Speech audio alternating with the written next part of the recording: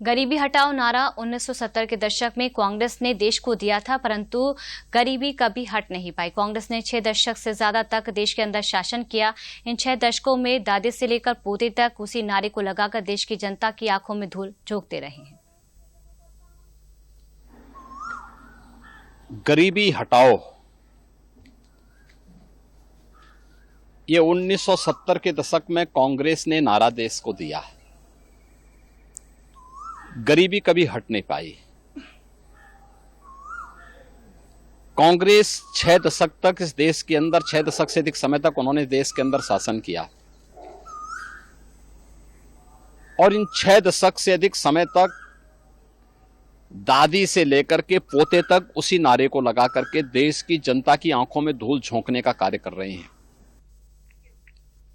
मुख्यमंत्री ने कहा कि इनके समय में जब कांग्रेस का ये परिवार सुपर पीएम बना हुआ था, मनमोहन सिंह देश के प्रधानमंत्री थे, उन्होंने किसके इशारे पर कहा था कि देश के संसाधनों पर पहला अधिकार मुसलमानों का है। आप देश को अल्पसंख्यक और बहुसंख्यक के नाम पर देश को बांटना चाहते हैं। देश को प्रधानमंत्री मोदी का धन्यवाद करना चाहिए, जिनकी वजह से पिछले 10 साल में 25 करोड़ लोग गरीबी रेखा से ऊपर आए हैं। 2.5 करोड़ परिवार ऐसे थे जिनके घर में बिजली नहीं जल पाई थी आजादी के बाद भी।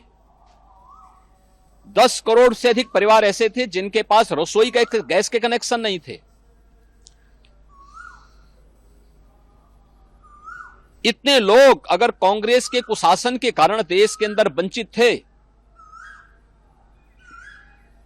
तो इसका दोषी कोई और नहीं, कांग्रेस और उसके साथ के सहयोगी हैं, उसके पार्टनर हैं, जिन्होंने देश की जनता जनार्दन को बदहाल रखा, नारा देते रहे। और इनके समय में जब कांग्रेस का ये परिवार सुपर पीएम बना हुआ था, डॉक्टर मनमोहन सिंह जी देश के प्रधानमंत्री थे, उन्होंने किसके इशारे पर कहा था कि देश के संसाधनों पर पहला अधिकार मुसलमानों का है।